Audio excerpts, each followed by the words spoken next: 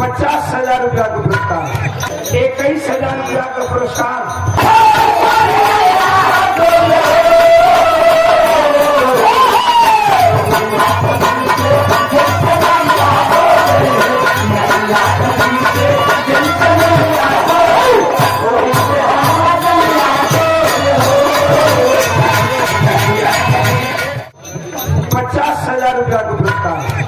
सतरैन पहलवान शास्त्री हो, रवीना भी हिलौली हो, रजनी भी हिलौली हो, दोनों जानी के हिलावल हमारा बड़ा सुअर लगा।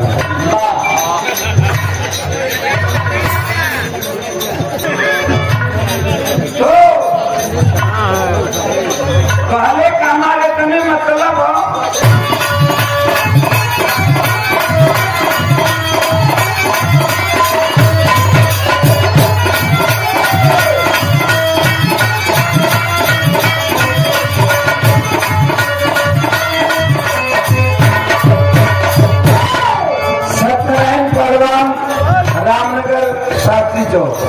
राजेश भाई राइटर का धन्यवाद।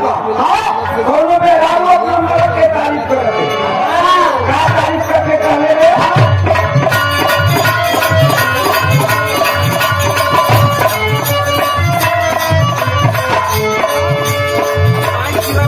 तारीफ करते। भारत जब बाल सैया लागत कमाल सैया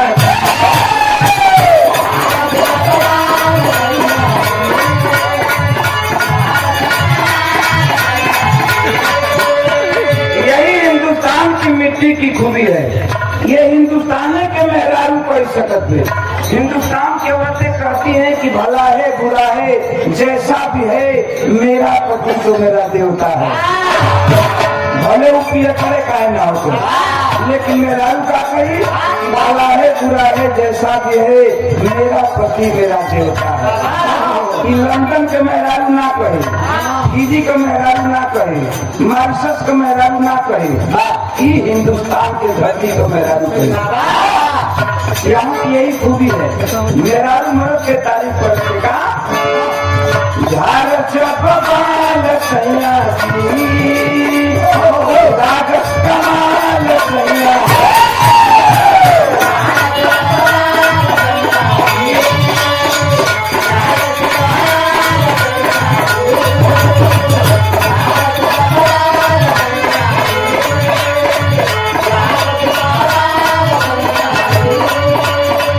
बगल से निकाल सैया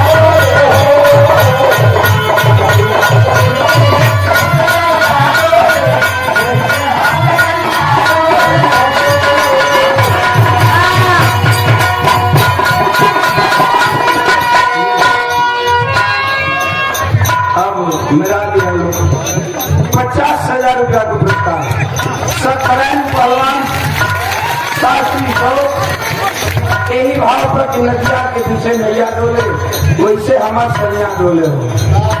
और 21,000 रुपया का पुरस्कार हमरे राजेश भैया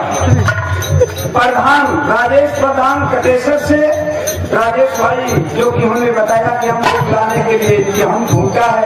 राजेश भैया के धन्यवाद बहुत बहुत हमारी सुखी रखे, कमाई में बरकत हो, हमारी शुभकामना है। टाइम देखो भैया और तो देखा हम 1 मिनट में हो जाएंगे।